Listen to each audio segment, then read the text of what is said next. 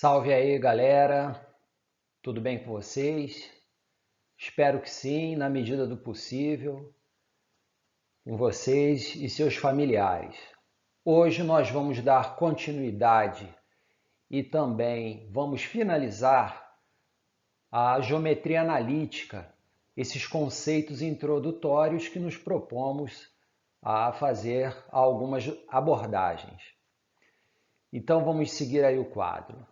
Meu nome é Luiz Alexandre, sou professor do ensino básico na cidade do Rio de Janeiro, professor de matemática e de filosofia. Hoje é dia 14 de setembro do ano de 2020. Vamos lá então. Bem, na aula anterior nós estudamos a equação geral e a maneira que nós podemos obtê-la a partir de dois pontos dados. Aqui a gente a gente inicia com uma situação problema, que é dando uma equação geral e como nós podemos colocá-la na forma reduzida. Aí depois eu vou conceituar, perfeito? O que vem a ser uma equação reduzida. Então aí no nosso exemplo, o que nós temos? A equação geral, 4x mais 2y menos 6 igual a zero. Bem, vamos passar 4x e menos 6 para o segundo membro da equação, beleza? Que é o outro lado, né? Onde nós temos ali o valor zero. Trocando os sinais, nós vamos ter 2y igual a menos 4x mais 6. Agora, esse coeficiente de y, que é o 2, nós vamos passar para lá dividindo cada um dos coeficientes, tanto do x quanto o termo independente, que é o 6. Então, teremos y igual a menos 4 meios de x mais 6 meios. E aí, y igual a menos 2x mais 3. Ora, essa é a equação reduzida da reta, e vocês vão poder questionar. Ora, é uma equação diferente da anterior? Não, ela está representada numa forma diferente, por isso que ela leva o nome de equação reduzida, enquanto que aquela anterior, 4x mais 2y menos 6 igual a zero, é a representação na forma geral. Equação geral e equação reduzidas, aí neste exemplo, são formas distintas de se representar algebricamente uma mesma reta, colocando-a na forma de equação. Beleza, galera? Bem, agora nós precisamos ter aí uma ideia dos elementos que compõem uma equação reduzida. A equação reduzida ela vai ser colocada o y em função de x. Como está escrito aí, y igual a mx mais n. Repare que nós estamos colocando genericamente o m como coeficiente de x e o n como termo independente de x. Perfeito? Ora, o m ele recebe o nome de coeficiente angular da reta e o n, coeficiente linear da reta. Se nós tivermos como neste exemplo aqui, y é igual a menos 2x mais 3, tivermos que identificar esses coeficientes, ora, o m é igual a menos 2 e o n igual a 3. Neste outro exemplo ainda aqui, y igual a menos 7/6 dx, repare que não aparece o termo independente, que é o n, m é igual a menos 7/6, e uma vez que o n não aparece, que é o termo independente, ele vai ser igual a quanto? A zero. Beleza, galera? Vamos seguir aí o quadro. Agora vocês veem aí um gráfico, uma reta atravessando o sistema de coordenadas x e y, o plano cartesiano. Ele está atravessando, intersectando o eixo y num ponto n. Repare que ele tem uma ligeira inclinação que está representada pela letra grega alfa. E a inclinação é esta aqui, vamos falar dela já já, isso é um ângulo, perfeito? E a forma reduzida em que nós representamos anteriormente, y é igual a mx mais n. Bem,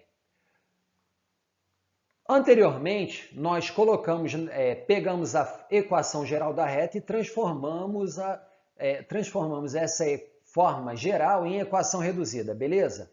E falamos sobre coeficiente angular e linear. Mas o que vem a ser esses coeficientes? Bem, o coeficiente angular é a tangente do ângulo de inclinação da reta com o eixo das abscissas, beleza? E o coeficiente linear é justamente o ponto de interseção, numericamente falando, com o eixo x. Tá certo? Vamos seguir lá. O quadro. Nada melhor do que exemplos, né? E aqui um exemplo em que vocês veem, atravessando o plano cartesiano, duas retas. Eu não estou assim identificando muito bem as cores, se a reta R é azul ou verde, e a reta S aqui uma outra cor. Bem, eu botei aí uma ilustração que não está muito boa, pelo menos para mim, né? Essa cor aí não é vermelha, parece um marrom, a reta S. Mas não é isso que importa. Essa reta R aqui, ó, beleza? Ela tem, primeiramente, um ângulo de inclinação de 60 graus. Reparem que é do eixo X, em relação ao eixo X, né? Vamos ver se está assim para vocês ou assim, no sentido anti-horário. O ângulo é de 60 graus. E a interseção da reta R com o eixo Y é o ponto -2, lá embaixo, que está aqui, né? Certo? Bem, para obtermos a equação reduzida da reta, vamos lá. O coeficiente angular, que é o m, vai ser a tangente desse ângulo de 60 graus. Recordando lá a trigonometria, tangente de 60 graus é igual a raiz quadrada de 3. O coeficiente linear n igual a -2, identificado aqui no gráfico. Então, como é que na forma reduzida nós colocamos? Y é igual a mx mais n. Nossa resposta está aqui, ó. Y igual a raiz quadrada de 3, x multiplicada por x menos 2. Agora vamos lá para a reta S, que está aqui. O ângulo de inclinação dela em relação ao eixo x é esse ângulo obtuso de 135 graus. Beleza? Bem, a tangente de 135 graus é igual a -1. Por quê? Porque é justamente o suplemento de 45 graus. Tangente de 45 graus está entre os ângulos notáveis. Tangente de 45 graus é igual a 1, se vocês não se recordam. O suplemento é negativo, porque no ciclo trigonométrico, 135 graus está no segundo quadrante. O segundo quadrante, no eixo, como projeção no eixo das tangentes, ele é negativo, então -1. Muito bem. A interseção da reta S com o eixo Y está no ponto 4, de ordenada 4. Então, para diferenciar, não usar as letras M e N, nós vamos representar a equação reduzida y igual a px mais q, onde p é o coeficiente angular e q é o coeficiente linear. P nós obtivemos aqui tangente de 135 graus igual a -1, e o q, que é a ordenada, a interseção da reta S com o eixo Y, que é igual a 4.